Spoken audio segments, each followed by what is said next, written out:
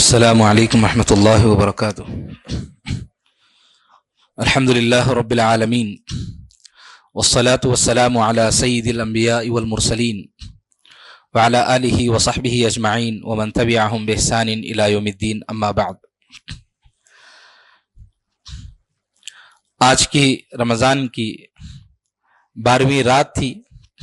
الحمدللہ ہم نے 12ویں جز کو مکمل کیا، جس میں سورہ ہود مکمل ہوئی اور سورہ یوسف کا ایک حصہ ہم نے مکمل کیا۔ سورہ ہود یہ جو سورت ہے ایک نبی کے نام پر ہے۔ ہود علیہ السلام ایک نبی ہیں، ان کے نام پر ہے۔ قرآن مجید میں جتنے سورے ہیں 114 سورے، ان میں سے 6 سورتیں انبیاء کے نام پر ہیں، ان میں سے ایک ہود علیہ السلام کے نام پر ایک سورت ہے سورہ ہود۔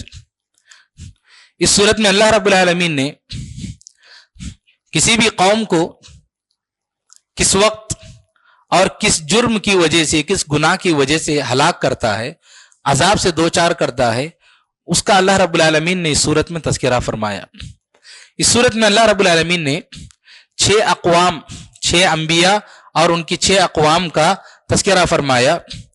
اس کی وجہ یہ ہے کہ مشرکین مکہ اپنے آپ کو بہت بڑا سمجھتے تھے اور بہت طاقتور سمجھتے تھے۔ یہ لوگ نبی صلی اللہ علیہ وسلم کا مذاق اڑاتے تھے۔ تو اللہ رب العالمین نے ان 6 اقوام کا تذکرہ کر کے بتایا کہ تم سے پہلے بھی کئی اقوام آ چکی ہیں، بڑی طاقتور تھیں، اپنے آپ کو بہت طاقتور سمجھتی تھیں، لیکن جب انہوں نے انبیاء کا مذاق اڑایا تو ان کے ساتھ جو نتیجہ ہوا، اگر تم نہیں سدھرو گے تو تمہارے ساتھ بھی یہی ہوگا۔ اللہ رب العالمین نے 6 انبیاء کا تذکرہ فرمایا اور ان کے اقوام کا تذکرہ فرمایا۔ یہ جو سورت ہے، اس سورت میں اللہ رب العالمین نے جو قصے بیان کیے ہیں اور جو باتیں اللہ رب العالمین نے بتائی ہیں، بہت ہی دردناک، جس کے اندر ہولناکی جسے کہا جاتا ہے۔ کبھی آپ قرآن اٹھائیے، اس سورت کے ترجمے کو پڑھیے اور اس سورت کے معنی کو آپ جب سمجھ کر پڑھیں گے تو بہت ہی ایسا دھمکا دینے والا انداز ہے اس سورت کے اندر۔ اللہ کے نبی صلی اللہ علیہ وسلم سے ابو بکر صدیق رضی اللہ تعالیٰ نے پوچھا کہ اللہ کے نبی، کیا بات ہے کہ آپ دن بدن کمزور ہوتے جا رہے ہیں اور آپ بوڑھے ہوتے جا رہے ہیں، کیا وجہ ہے؟ تو اللہ کے نبی صلی اللہ علیہ وسلم نے فرمایا کہ مجھے سورہ ہود نے، واقعہ نے، مرسلات نے، عما یتساءلون اور اذا الشمس کورت جو سورت ہے، ان سورتوں نے مجھے بوڑھا کر دیا ہے۔ دراصل ان سورتوں میں اللہ رب العالمین نے قیامت کے مناظر کا، قیامت کے دن کا اور لوگوں کو جو عذاب دیا جاتا ہے اس کا اللہ رب العالمین نے بڑے بھیانک انداز سے تذکرہ فرمایا۔ انہی صورتوں میں سے ایک صورت سورہ ہود ہے۔ اللہ رب العالمین نے اس میں یہ بتایا کہ جو دنیا پرست لوگ ہوتے ہیں، جو صرف دنیا کو حیثیت دیتے ہیں، ان کے نزدیک آخرت کی کوئی حیثیت نہیں، ان کے سلسلے میں فرمایا من کان یرید الحیات الدنیا وزینتہا، کہ جو لوگ صرف دنیاوی زندگی اور اس کی زیب و زینت کو چاہتے ہیں، نوفی الیہم اعمالہم، ہم ان کو پورا دے دیں گے۔ وہ دنیاوی زندگی اور اس کی خوبصورتی کو چاہتے ہیں تو ایسا نہیں کہ ہم انہیں نہیں دیں گے، دنیا پوری انہیں دے دیں گے، کیونکہ انہیں چاہیے دنیا۔ نوفی الیہم اعمالہم، پورا دے دیں گے۔ وہم فیہا لا یبخسون، پریشانی کی بات نہیں ہوگی، انہیں وہ نا امید نہیں کیا جائے گا۔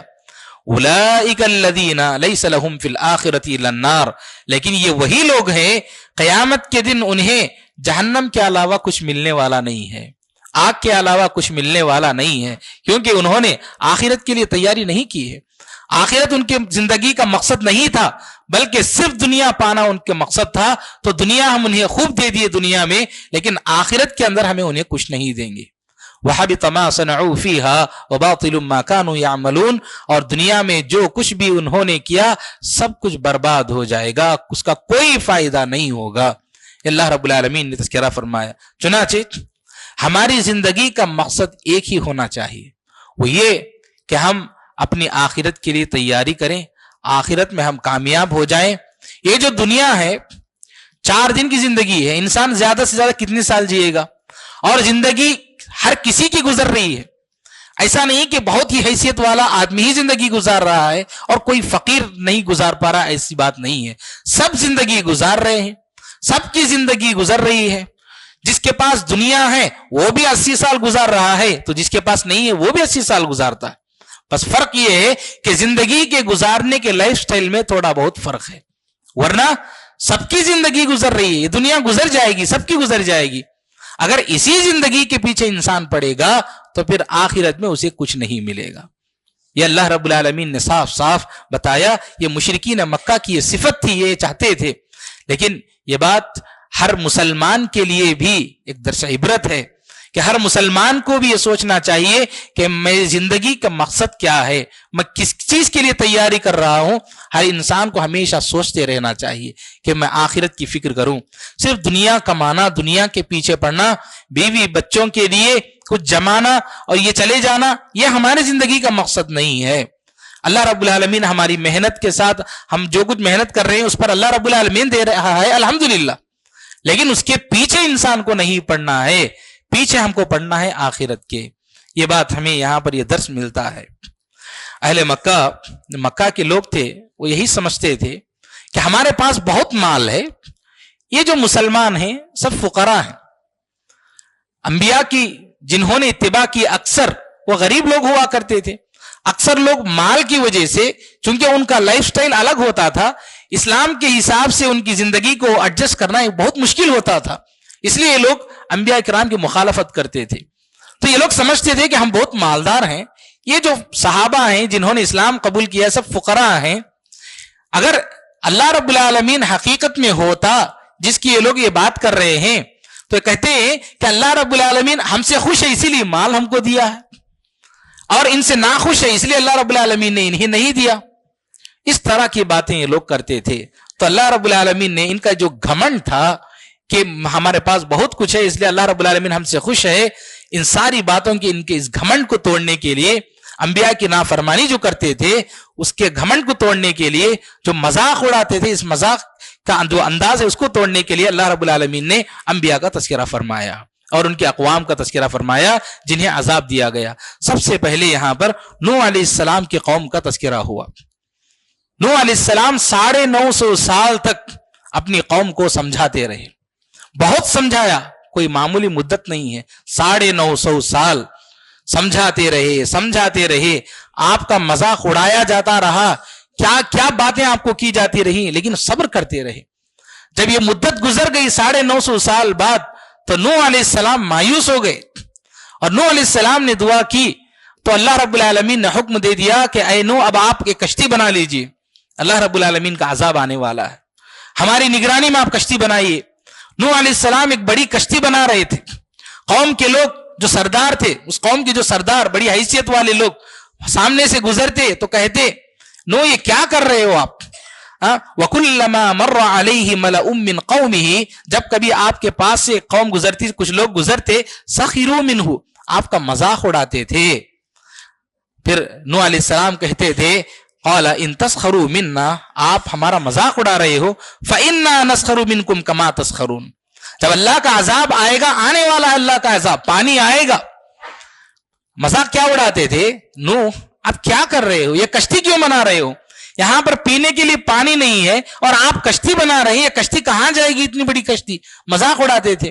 نوح علیہ السلام نے کہا کہ نہیں، پانی آئے گا، اللہ رب العالمین پانی بھیجے گا، عذاب آئے گا.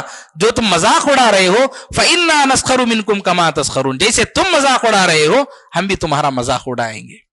اللہ رب العالمین کے حکم سے آپ کشتی بنا لیے، کشتی بن گئی. اللہ رب العالمین نے حکم دیا قُلْ نَحْمِلْ فِيهَا مِنْ كُلٍّ زَوْجَيْنِ اثْنَيْنِ، کہ آپ جو بھی جاندار ہیں ان میں سے ایک ایک جوڑا آپ کشتی میں ڈال لیجئے. وَأَهْلَكَ إِلَّا مَنْ سَبَقَ عَلَيْهِ الْقَوْلُ وَمَنْ آمَنَ، اور آپ کے گھر والوں میں سے جن کے بارے میں بتایا جا چکا ہے اللہ کی جانب سے ان کو، اور جو لوگ ایمان قبول کیے ہیں ان کو آپ کشتی میں سوار کر لیجئے. وَمَا آمَنَ مَعَهُ إِلَّا قَلِيلٌ، بہت ہی کم لوگ ہی ایمان قبول کیے تھے. 950 سال کی محنت، اس کے بعد قوم سے کچھ ہی لوگ ایمان قبول کیے تھے. اللہ رب العالمین نے اس کا تذکرہ فرمایا. پھر اس کے بعد اللہ رب العالمین نے حکم دیا کہ اب آپ سوار ہو جائیے۔ اللہ کی جانب سے پانی آنا شروع ہو گیا، اللہ کے حکم سے آسمان سے پانی، زمین سے پانی، ہر طرف سے پانی ہی پانی آنے لگا۔ اور اللہ رب العالمین نے اس کے بعد تذکرہ فرمایا وَهِيَ تَجْرِي بِهِمْ فِي مَوْجٍ كَالْجِبَالِ، بالکل پہاڑوں کی مانند جو موج ہوتی ہے، ویوز ہوتی ہیں، وہ آنے لگی۔ اب نوح علیہ السلام کا جو بیٹا تھا، نوح علیہ السلام اپنے بیٹے کی فکر کرنے لگے، آخر باپ تھے، مشرک تھا بیٹا، بیوی بھی مشرکہ تھی، ماں کا اثر تھا یہ بچے پر کہ ماں بھی مشرکہ تھی، تو اثر کی وجہ سے بیٹا بھی مشرک تھا۔ بیٹے کو نوح علیہ السلام نے بہت سمجھایا لیکن نہیں سمجھا۔ لیکن اب نوح علیہ السلام نے یہ امید رکھی تھی کہ شاید اب اللہ کے عذاب کو دیکھ کر میرا بیٹا ایمان قبول کر لے، تو نوح علیہ السلام نے اپنے بیٹے سے کہا، پانی اتنی اونچائی پر آ چکا تھا، کہا وَنَادَى نُوحٌ ابْنَهُ، نوح علیہ السلام نے اپنے بیٹے کو آواز دیتے ہوئے کہا، وَكَانَ فِي مَعْزِلٍ، وہ اکیلے ایک جگہ پر کھڑا ہوا تھا کہیں اونچائی پر، یا بنی ارکب معنا، اے میرے بیٹے ہمارے ساتھ سوار ہو جا، یعنی ایمان قبول کر لے، وَلَا تَكُن مَعَ الْكَافِرِينَ، کفار کے ساتھ تم مت ہو جانا۔ اس نے کہا قَالَ سَآوِي إِلَى جَبَلٍ يَعْصِمُنِي مِنَ الْمَاءِ، میں کسی بڑی پہاڑ کی ایک چوٹی پر جاؤں گا اور پانی سے میں بچ جاؤں گا۔ تو نوح علیہ السلام نے جواب میں کہا قَالَ لَا عَاصِمَ الْيَوْمَ مِنْ أَمْرِ اللَّهِ إِلَّا مَنْ رَحِمَ، اللہ رب العالمین جس پر رحم کرے اس کے علاوہ آج اللہ کے عذاب سے کوئی آج بچانے والا نہیں ہے۔ وَحَالَ بَيْنَهُمَا الْمَوْجُ فَكَانَ مِنَ الْمُغْرَقِينَ، یہ بات چیت چل ہی رہی تھی نوح علیہ السلام اور آپ کے بیٹے کے درمیان، ایک بڑی موج، ایک ویو آ گئی اور اس کو ڈبو کر چلی گئی۔ وَكَانَ مِنَ الْمُغْرَقِينَ، اور وہ ڈوب گیا۔ وَقِيلَ يَا أَرْضُ ابْلَعِي، اللہ رب العالمین نے حکم دیا زمین کو کہ اے زمین پانی کو نگل جا، آسمان کو حکم دیا کہ اے آسمان تو پانی برسانا روک دے، رک گیا۔ وَغِيضَ الْمَاءُ، پانی اندر چلا گیا، تھم گیا۔ وَقُضِيَ الْأَمْرُ، عذاب ختم ہو گیا۔ وَاسْتَوَتْ عَلَى الْجُودِيِّ وَقِيلَ بُعْدًا لِلْقَوْمِ الظَّالِمِينَ، اور کشتی جا کر جودی نامی پہاڑی پر کھڑے ہو گئی اور کہا گیا جو ظالم لوگ تھے انہیں ان سے دوری ہو جائے، وہ دور ہو جائیں۔ اللہ رب العالمین نے بتایا نوح علیہ السلام پھر بیٹے کی یاد آ گئی، کہا وَنَادَى نُوحٌ رَبَّهُ، نوح علیہ السلام نے اپنے رب کو آواز دیتے ہوئے کہا فَقَالَ رَبِّ إِنَّ ابْنِي مِنْ أَهْلِي، اے میرے رب میرا بیٹا میرے گھر والوں میں سے ہے یا اللہ۔ میرے رب نوح علیہ السلام نے آواز دی، اللہ رب العالمین سے کہا وَإِنَّ وَعْدَكَ الْحَقُّ، اور تیرا وعدہ سچا ہے، وَأَنْتَ أَحْكَمُ الْحَاكِمِينَ، اور تو بہترین فیصلہ کرنے والا ہے۔ اللہ رب العالمین نے کہا قَالَ يَا نُوحُ إِنَّهُ لَيْسَ مِنْ أَهْلِكَ، نوح یہ تمہارے گھر والوں میں سے نہیں ہے، إِنَّهُ عَمَلٌ غَيْرُ صَالِحٌ، کیونکہ اس کا عمل صحیح نہیں ہے، اس نے ایمان نہیں قبول کیا تو یہ آپ کے گھر والوں میں سے نہیں ہے۔ فَلَا تَسْأَلْنِ مَا لَيْسَ لَكَ بِهِ عِلْمٌ، تم ایسی چیز کے بارے میں نہ پوچھو جس کا تمہیں علم نہیں ہے۔ إِنِّي أَعِظُكَ أَن تَكُونَ مِنَ الْجَاهِلِينَ، میں تمہیں اس بات کی نصیحت کرتا ہوں کہ تم جاہلوں میں سے ہو جاؤ۔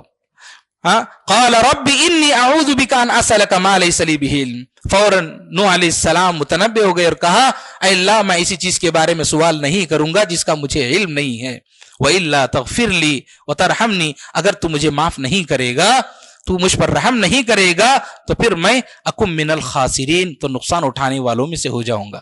اس واقعے کا تذکرہ اللہ رب العالمین نے یہاں پر کیا کہ کیسے کفار کو اللہ رب العالمین نے دردناک عذاب سے دوچار کیا۔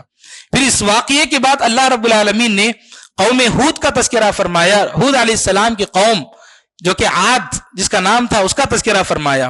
ہود علیہ السلام اس قوم کے لوگوں، اپنی قوم کو، عاد کو بہت سمجھایا آپ نے، لیکن یہ لوگ بڑے تانے مارتے تھے، کہتے تھے قالو، بہت ہی طاقتور لوگ تھے، اللہ رب العالمین نے بہت طاقت دی تھی اس قوم کے لوگوں کو، جیسے چاہتے کوئی بھی کام کر لیتے تھے۔ تو انہوں نے کہا کہ وَيَا قَوْمِ اسْتَغْفِرُوا رَبَّكُمْ، آپ اپنے رب سے توبہ اور استغفار کرو، ثُمَّ تُوبُوا إِلَيْهِ يُرْسِلِ السَّمَاءَ عَلَيْكُمْ مِدْرَارًا، تم توبہ کرو گے تو اللہ رب العالمین آسمان سے بارش برسائے گا۔ وَيَزِدْكُمْ قُوَّةً إِلَىٰ قُوَّتِكُمْ، اللہ رب العالمین نے تمہیں طاقت دی ہے، طاقت پر طاقت، یعنی اور زیادہ طاقت تم کو ملے گی۔ ہود علیہ السلام نے بہت سمجھایا، لیکن انہوں نے کیا کہا قالوا یا ہود ما جئتنا ببینۃ وما نحن بتارکی آلہتنا عن قولک، ہود تم تو کوئی نشانی اللہ کی جانب سے، تمہارے رب کی جانب سے لے کر نہیں آئے، اور صرف تمہارے کہنے کی وجہ سے ہم اپنے معبودوں کو چھوڑ دیں، ہم نہیں چھوڑیں گے.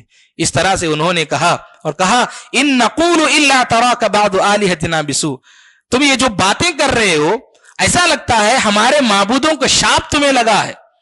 جیسے آج کل کہتے ہیں نا کہ آپ کسی درگاہی آدمی کو اگر آپ کہیں کہ بھائی درگاہ کو مت جاؤ، فلاں پیر فقیر کے پاس مت جاؤ ورنہ اللہ رب العالمین معاف نہیں کرے گا، جب ہم کہتے ہیں تو وہ جواب میں کہتے ہیں کہ اگر تم اس طرح کی بات ہمارے پیر کے سلسلے میں کہو گے تو تمہارا گھر ٹوٹ جائے گا، تم بیمار پڑ جاؤ گے، تمہیں فلاں ہوگا، یہ ہوگا. یہ مشرکین کے عقائد ہیں.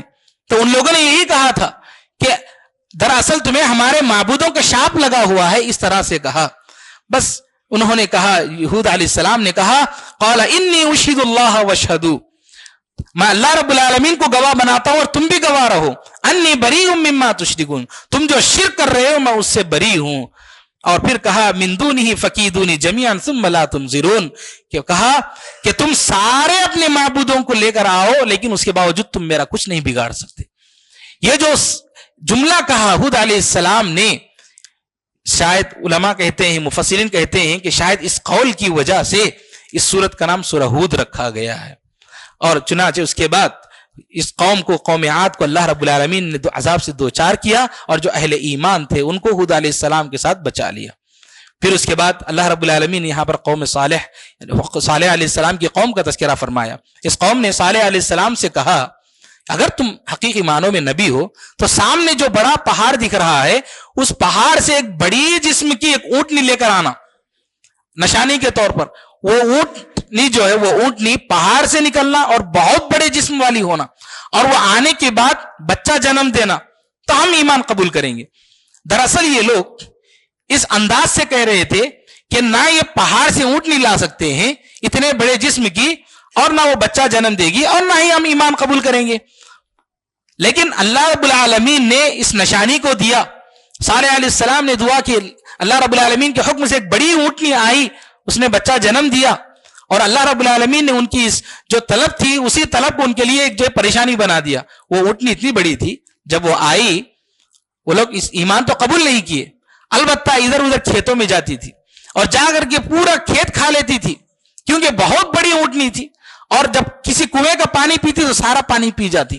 یہ لوگ پریشان ہو گئے اور کہا اللہ رب العالمین نے وَيَا قَوْمِ هَذِهِ نَاقَةُ اللَّهِ لَكُمْ آیَةً، اے قوم کے لوگوں تم جس اونٹنی کی نشانی کے طور پر تم مانگ رہے تھے تو اللہ رب العالمین کی جانب سے نشانی آ گئی.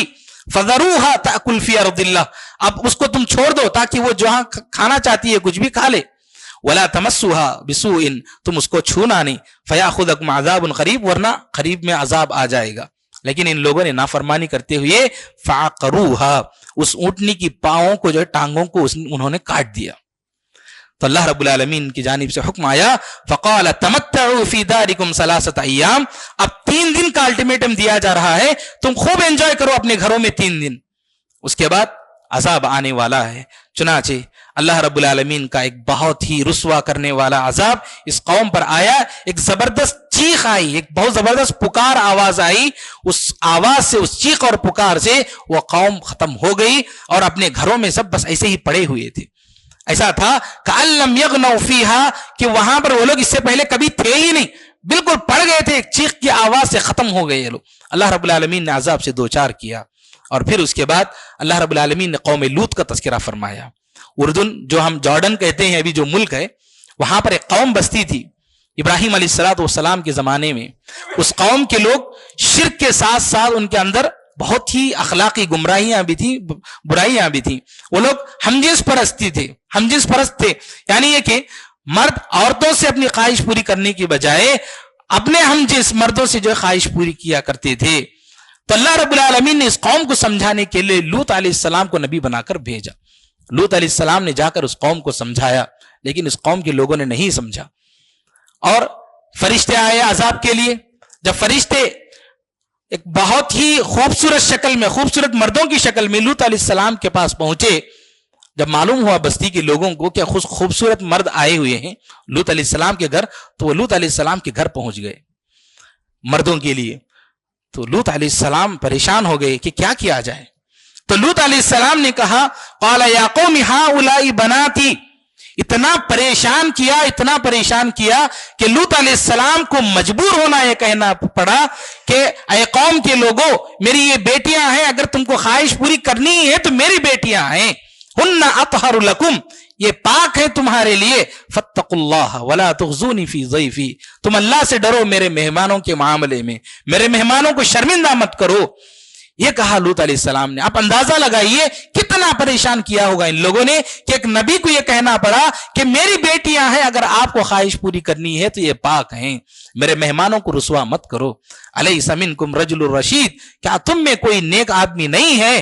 ان لوگوں نے کیا جواب دیا؟ کہا قالوا لقد علمت ما لنا فی بناتک من حق، تم جانتے ہو کہ تمہاری بیٹیوں میں ہمیں کوئی جو ہے انٹرسٹ نہیں ہے. وَإِنَّكَ لَتَعْلَمُ مَا نُرِيدُ، تم جانتے ہو کہ ہمیں کیا چاہیے. اللہ رب العالمین کی جانب سے عذاب آیا. جو فرشتے آئے تھے ان لوگوں نے لوط علیہ السلام سے کہا یا لوط اِنَّا رُسُلُ رَبِّكَ، ہم لوگ تمہارے رب کی جانب سے فرشتے ہیں، لَن يَصِلُوا إِلَيْكَ، یہ کچھ نہیں کر پائیں گے، آپ کو پریشان ہونے کی ضرورت نہیں. اب اللہ کا عذاب آ چکا ہے. فَأَسْرِ بِأَهْلِكَ بِقِطْعٍ مِّنَ اللَّيْلِ، اب رات میں آپ اپنی فیملی کو لے کر کے نکل جائیے یہاں سے. وَلَا يَلْتَفِتْ مِنْكُمْ أَحَدٌ إِلَّا امْرَأَتَكَ، اور پیچھے پلٹ کر مت دیکھنا، بس جاتے رہیے. اپنے ساتھ اپنے گھر والوں کو لے لینا سوائے آپ کی بیوی کے، کیونکہ لوط علیہ السلام کی بیوی بھی ایسے ہی تھی، نافرمان تھی، انہی بدکاروں کے ساتھ تھی، مشرکین میں سے تھی. تو کہا گیا کہ آپ اپنی بیوی کو نہیں لینا. إِنَّهُ مُصِيبُهَا مَا أَصَابَهُمْ، اس قوم کے ساتھ جو ہونے والا ہے وہ آپ کی بیوی کے ساتھ بھی ہونے والا ہے. اور عذاب کا وقت بھی طے کیا گیا. إِنَّ مَوْعِدَهُمُ الصُّبْحُ، صبح کے وقت، صبح سویرے ان پر عذاب آئے گا. الیس الصبح بقریب فلما جاء امرنا جعلنا عالیہ، اللہ رب العالمین نے بتایا جب ہمارا حکم آ گیا تو اس بستی کو جعلنا عالیہ سافلہا، اس بستی کو پلٹ دیا ہم نے، اوپر کے حصے کو نیچے کر دیا. بعض روایتوں میں آتا ہے، اس کی تفسیر میں کہا گیا کہ فرشتوں نے اس بستی کو فرشتے لے کر آسمان میں گئے، اونچائی پر لے گئے، اور آس پاس کے علاقے کے لوگ اس علاقے کے جو کتے بھونکنے کی آواز تھی، لوگوں کے پکارنے کی جو آواز تھی اس کو سن رہے تھے. اوپر لے جا کر کے فرشتوں نے اس بستی کو الٹ کر کے چھوڑ دیا. یہ اللہ رب العالمین نے بتایا جعلنا عالیہا سافلہا وامطرنا علیہا حجارۃ من سجیل منضود، پتھروں کی بارش ان پر ہوئی. اور پتھروں کی بارش بھی کیسے ہوئی؟ مسومۃ عند ربک، نشانہ لگا لگا کر. بارش ہوتی ہے تو یہاں پڑتی ہے، وہاں پڑتی ہے، یہاں پڑتی ہے بارش کے قطرات، لیکن یہ جو پتھر برس رہے تھے سیدھے نشانہ لگا کر سیدھے ان کے سروں پر پڑ رہے تھے. مسومۃ عند ربک، یہ اللہ رب العالمین کی جانب سے عذاب آیا، یہ لوگ بھی ختم ہو گئے. پھر اس کے بعد اللہ رب العالمین نے شعیب علیہ السلام کا تذکرہ فرمایا. آپ کی اس قوم کے لوگ بھی شرک کے ساتھ ساتھ ناپ تول میں ڈنڈی مارتے تھے، کاروبار میں دھوکہ دیتے تھے. شعیب علیہ السلام نے بھی بہت سمجھایا اس قوم کو اور بتایا کہ قوم نوح کے بارے میں آپ کو معلوم ہے، قوم ہود کے بارے میں معلوم ہے، قوم صالح کے بارے میں معلوم ہے، قوم لوط کے بارے میں معلوم ہے. سب کچھ معلوم رہنے کے باوجود بھی آپ لوگ کیوں نہیں سمجھ رہے ہو؟ شعیب علیہ السلام نے سمجھایا اور کہا کہ اللہ رب العالمین سے توبہ کرو. لیکن انہوں نے کیا جواب دیا؟ وَلَوْلَا رَحْتُكَ لَرَجَمْنَاكَ، اگر تمہاری برادری کے لوگ نہ ہوتے، تمہاری برادری کا خیال ہمارے دل میں نہ ہوتا تو ہم تم کو پتھروں سے مار مار کر ختم کر دیتے. اس قوم کے لوگوں نے شعیب علیہ السلام سے کہا. اللہ رب العالمین کا حکم آیا اور اللہ رب العالمین کے حکم سے اس قوم کو بھی ایک زبردست چیخ پکار کے ذریعے اس قوم کو ختم کر دیا گیا. اس قوم پر بھی عذاب آیا. اس کے بعد پھر موسیٰ علیہ السلام کا تذکرہ آیا، فرعون کا تذکرہ آیا کہ کیسے اللہ رب العالمین نے فرعون کو ختم کر دیا. ان ساری باتوں کو پیش کر کے یہاں پر بتایا، اللہ رب العالمین نے بتایا کہ کیوں ہم نے ان سارے واقعات کو پیش کیا. اس کے دو وجوہات. ایک وجہ یہ ہے وما ظلمناہم، ہم نے ان پر ظلم نہیں کیا ہے، ولیکن ظلموا انفسہم، بلکہ ان لوگوں نے خود اپنے آپ پر ظلم کیا ہے انبیاء کی نافرمانی کر کے، انبیاء کا مذاق اڑا کے. ولیکن ظلموا انفسہم فما اغنت عنہم آلہتہم التی یدعون من دون اللہ من شیء، وہ جن معبودان باطلہ کی عبادت کر رہے تھے وہ معبودان باطلہ نے ان کی کچھ مدد نہیں کی، کچھ فائدہ نہیں ہوا، بلکہ انہوں نے خود ظلم کیا اپنے آپ پر. اور دوسری وجہ بتانے کی یہ تھی، یہاں پر اللہ کے نبی صلی اللہ علیہ وسلم کو تسلی دی گئی کہ ایسی اقوام بہت ساری آئی اور چلی گئی، آپ کو پریشان ہونے کی ضرورت نہیں ہے، اللہ رب العالمین آپ کے ساتھ ہے۔ تسلی دینے کے لیے اللہ رب العالمین نے ان واقعات کا تذکرہ فرمایا، اور مشرکین مکہ کو دھمکی دی گئی اگر تم لوگ نہیں سدھرو گے تو تمہارا بھی یہی حشر ہوگا۔ یہ کچھ باتیں اس صورت کے اندر اللہ رب العالمین نے ان اقوام کے ذکر کے سلسلے میں بتائی ہیں۔ رب العالمین سے دعا ہے کہ اللہ تعالی ہم سب کو کتاب و سنت کے مطابق زندگی گزارنے کی توفیق نصیب فرمائے۔ رب العالمین ہم سب کو زیادہ سے زیادہ نیکیاں کرنے کی توفیق نصیب فرمائے۔ رب العالمین ہمیں ہر قسم کے گناہ سے بچتے ہوئے زندگی گزارنے کی توفیق نصیب فرمائے۔ رب العالمین ہم میں سے جو بھی بیمار ہیں، پریشان حال ہیں، اللہ سب کی پریشانیوں کو دور فرما۔ رب العالمین ہمیں کتاب و سنت کے مطابق زندگی گزارنے کی توفیق نصیب فرما، جب موت آئے خاتمہ بالخیر فرما۔ آمین واخر دعوانا الحمدللہ رب العالمین۔